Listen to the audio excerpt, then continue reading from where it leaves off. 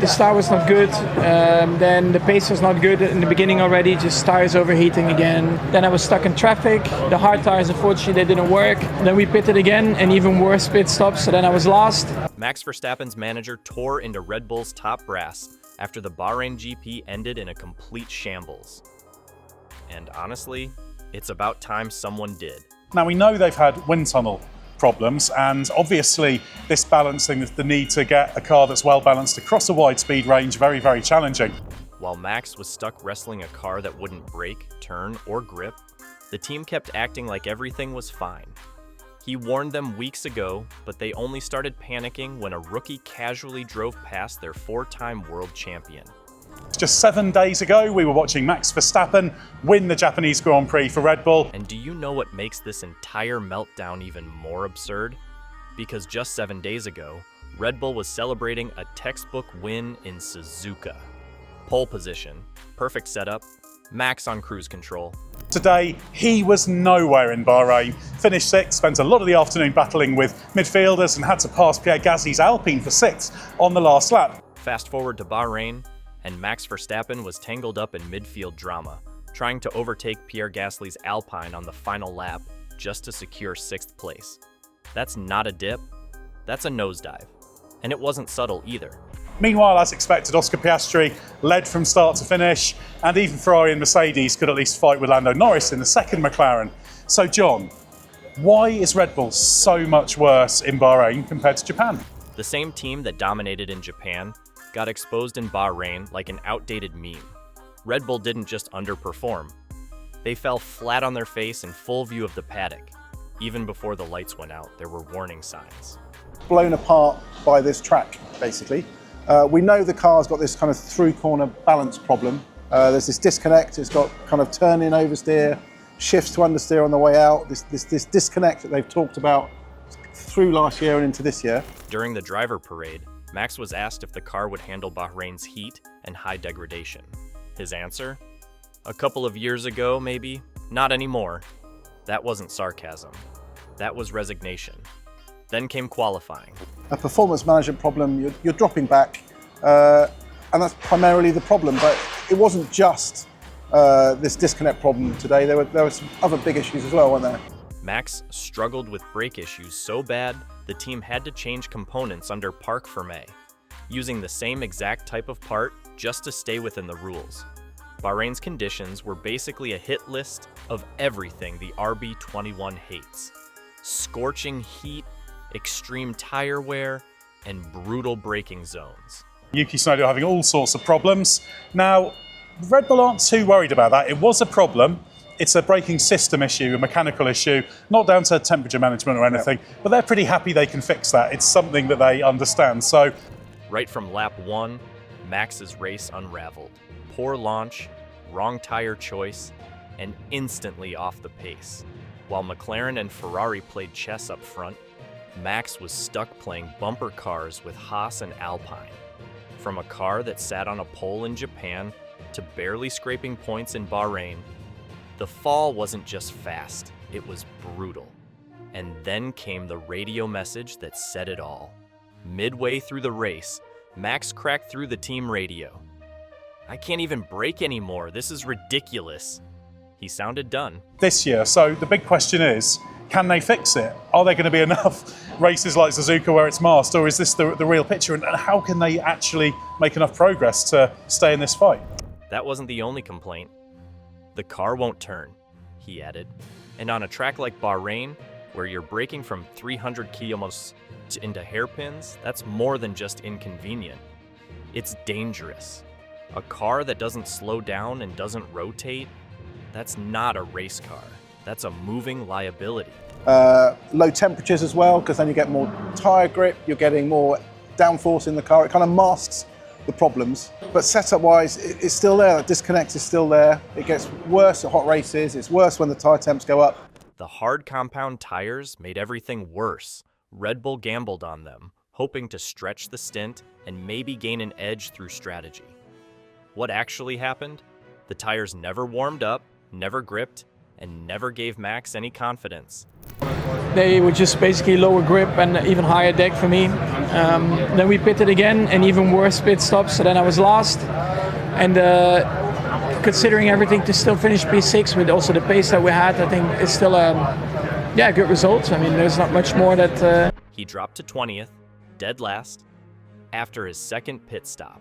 No grip, no pace, no fight, and no way out of traffic once stuck in it. He wasn't defending from Ferrari or McLaren.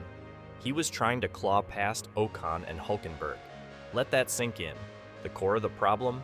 It's the same old story Red Bull thought they left behind in 2024. That nasty cornering imbalance. Oversteer on entry, understeer on exit.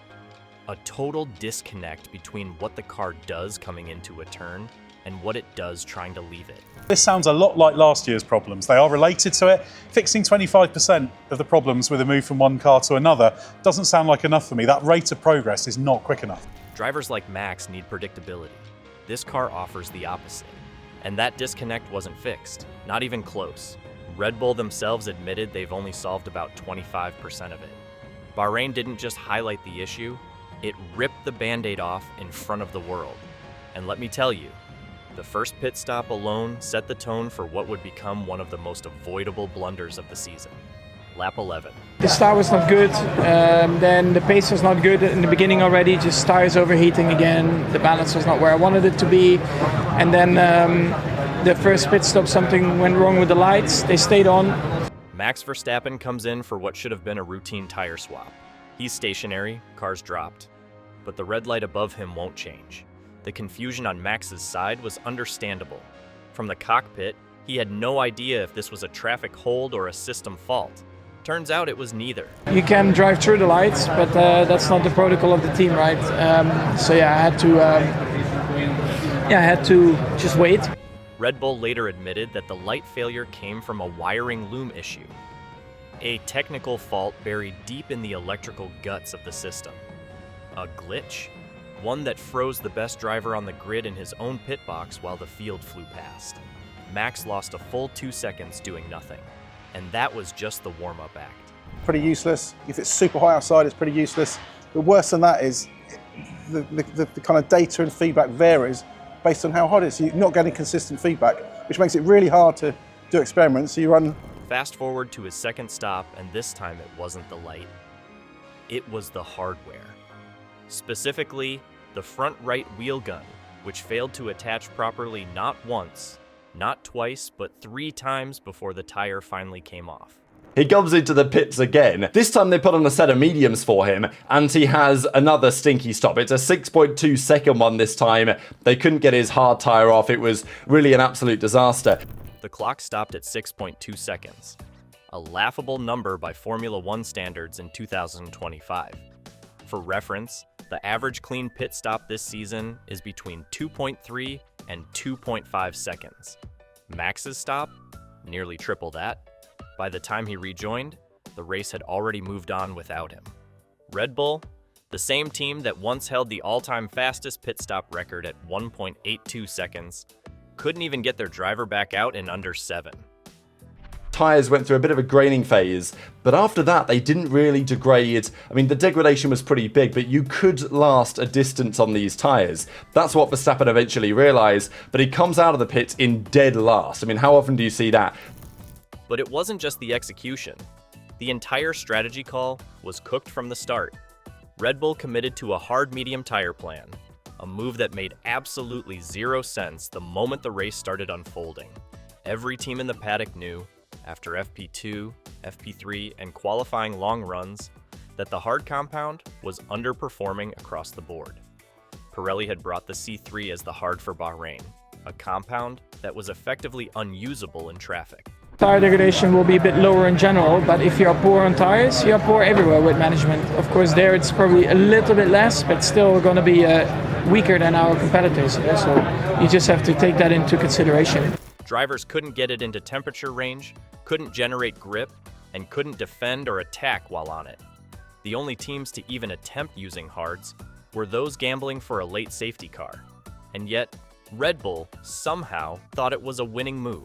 Even if I would have had two mediums, the position would have been the same. I was not at the same level as the cars ahead of me. Thank you. Thanks, Max. Thanks. So Max came out on hards, cold, in traffic, at P14, buried behind slower cars with zero grip. And who does he find directly in front of him? Esteban Ocon in the Alpine, and Pierre Gasly not far ahead. Two cars that Max should have cleared with DRS and a sniff of clean air. But the hards didn't switch on. Verstappen was left overheating the tires while trying to overtake in dirty air. His lap times dropped. And worse, the train in front of him got longer.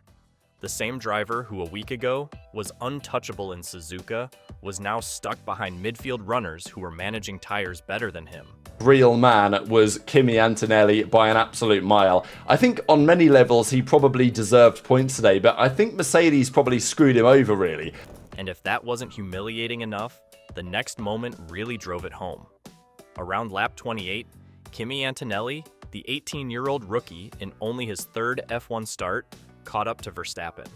Not only did he catch him, he passed him, cleanly. No DRS dive bomb, no pit strategy fluke. They pit Antonelli. They put him in the worst possible position to try and make anything happen. But, thankfully he put together a highlight reel today. He scored no points, but he certainly put together a highlight reel. Antonelli lined up Max into turn 11 and swept past him with textbook precision. Verstappen didn't even fight it.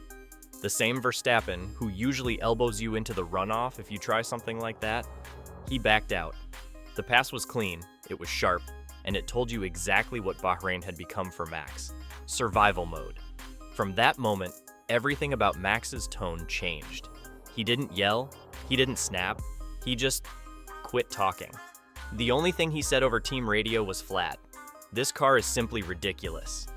In the post-race media pen, when asked if he had anything to say to the team, or whether a debrief would be valuable, Max shut it down with, "At the moment, no, I don't feel like it." Not a single word of technical feedback. No breakdown, no suggestions, just silence. That's the kind of response you get when a driver is mentally checked out. Not of the race, but of the project. Going into turn 4, so Max somehow turned a disastrous race into a good job staying out behind the safety car and clearly being on the preferable tyre in the final stints. The moment Max Verstappen crossed the finish line in Bahrain, barely hanging on to P6 after battling Gasly's Alpine, the real drama hadn't even started yet. Because just off camera, in the sweltering paddock, Max's longtime manager Raymond Vermeulen was already marching straight toward Helmut Marko. According to multiple eyewitnesses in the paddock, Vermeulen gave Marko a piece of his mind. And it wasn't subtle. Hamilton was in a bit of a train. I thought it was going to cost him badly, but no, he got past Doohan, and then he just sailed past Verstappen. I mean, Verstappen couldn't fight it, but I mean, you'd expect surely that Max would be in a position where he would feel like fighting, but he just let Hamilton go because he knew that there was frankly nothing he could do. That moment triggered a full-blown internal emergency.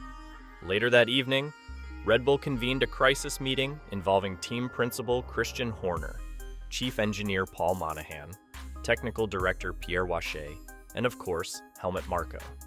All four sat down in what insiders described as a closed-door debrief with the tone of a boardroom fight. Marko didn't try to spin the situation either. When asked directly by Automotor on Sport how serious the Max exit talk was, he replied, "Yes, the concerns about Max leaving are very big." Straight from the top. Why now? Because Red Bull knows exactly what clause they signed. Verstappen's contract may officially run through 2028. But baked into it is a performance-based exit clause, triggered if the team can't deliver a competitive car by mid-season. And Bahrain made one thing crystal clear. This car is not competitive. Not in heat, not on hards, not in traffic, not even in a straight line when it matters. And Max? He has options. Leclerc was getting pretty spicy, and Leclerc was all over the back of him, and eventually gets the move done. So Lando drops down to P4, and look, his radio engineer was on the radio saying, "Look, Lando, you've still got okay pace, it's only because of the tyre delta." Talks between Verstappen's camp and Mercedes and Aston Martin didn't start last week. They started months ago. That's been confirmed by more than one insider, including Sky F1's Martin Brundle, who said on air after Bahrain, "If Max enters the market, George Russell should be worried." That wasn't speculation. That was Brundle signaling what many behind the scenes already know. Mercedes missed their chance once before. They won't make that mistake again. Meanwhile, Red Bull is unraveling in ways that extend far beyond pit lane. On the technical side, the team is quietly drowning. I think one of the problems for them is their old wind tunnel. It's sophisticated, it's been modernised. Inside it can give the tools. In a regulation era where you go in the wind tunnel, you find improvements.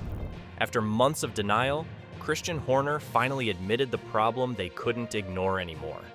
The wind tunnel isn't giving accurate data at all. This isn't just a calibration issue. It's a fundamental infrastructure failure. The team's wind tunnel in Milton Keynes is not properly insulated, meaning the results shift based on ambient temperature. If it's too cold, the numbers are skewed. If it's too hot, same problem. And it basically needs an aero solution. You've got to try to sort out this shift of aero balances going through corners. There's a shift of mechanical balance, and they're playing these extremes. It's something they had last year. We had... Case in point, 3 separate wind tunnel runs with the exact same car produce 3 different results. So when the team designs new aero packages and sends them out to the track, they're not tuning with confidence, they're guessing. Endless times last year, Max and Sergio Perez talking about this disconnect. This is a team that used to pride itself on laser-precise downforce mapping. Now they're flying blind. And the new wind tunnel, still under construction, won't be ready until 2027, which is 2 full seasons too late to matter for Max. This is the same Red Bull that dominated an entire era with tools other teams envied. Now, it's a shop of contradictions. The CFD says one thing, the tunnel says another, the track says neither. And the driver? He's already mentally out the door. Because while Red Bull's engineers struggle to reverse a balance problem that's been dragging on since 2023, McLaren, Ferrari, and Mercedes have surged past them. It's not a bad weekend, it's a bad trend. And Max sees that. He's watching his prime years burn in a car that can't brake, can't turn, can't heat its tires, and most damningly, can't win. After Bahrain, he didn't just sound defeated, he sounded finished. This isn't a rebuild situation. This is a driver looking around and realizing the walls are caving in. I think Lando had a couple of good opportunities here to get the move done, but he didn't. And Oscar Piastri handled everything wonderfully from the front, finishing 15 seconds in the end, even after a 20-odd lap safety car, 4 ahead of Russell to the end of the Grand Prix. Meanwhile, Oscar Piastri continued to climb. The 23-year-old didn't just win. He led every single lap in Bahrain, controlled the race through strategy shifts, safety cars, tire transitions, all of it. He now sits at 74 points, just 3 points behind Lando Norris in the championship standings. And Lando, despite his 5-second grid box penalty, he still clawed out a P3, pushing hard till the final laps. He's sitting at 77 points, leading the driver's standings.